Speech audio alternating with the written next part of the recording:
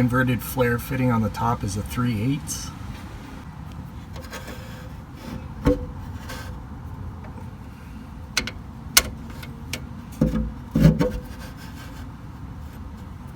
So behind the steering box upper bolt, there was also a hold down that holds the flexible brake line. Then I used a ratcheting wrench with a 9/16 socket.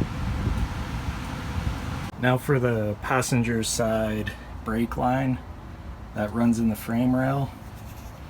Taking the rear seat out gives you plenty of room to work. And you can see the line coming out of the frame there. Your flex hose, everything's accessible. Same 3/16 line and 3/8 wrench for the flare nut. So once you get the flex hose off of the hard line, you just go on your frame rail and you'll see the factory tabs, bend them up. Once they're all bent, you could pull the line out, and that's a really good template to make your new one. After you bend all your clips on the rear end, you can remove your brake lines. I've collected them all here, and I'm going to use them as templates to make my new ones.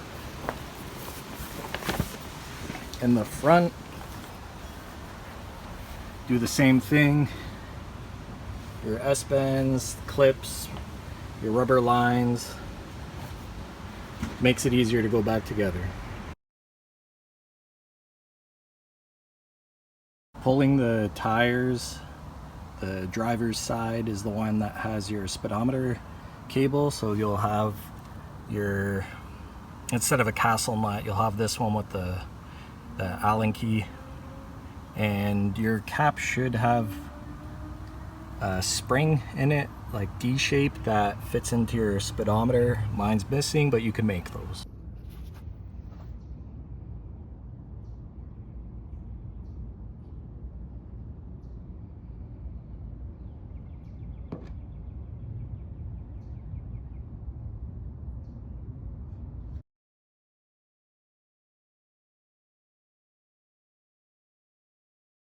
I have to add some support to this drive wheel that you can see has been repaired in the past. Once I measured the diameter, I used a beam compass and divided the measurement in half to draw a circle out on a piece of 3/16 plate steel. I cut the steel out with a bandsaw so I could fit it on my lathe, but my lathe is a little bit too small, so I had to use a face plate, a live center, and sandwiched it between a piece of Delrin with 2 pieces of sandpaper, so it's just friction driving this, and it worked out okay. The interrupted cuts took a little bit of time to do, but you could see the disc is done.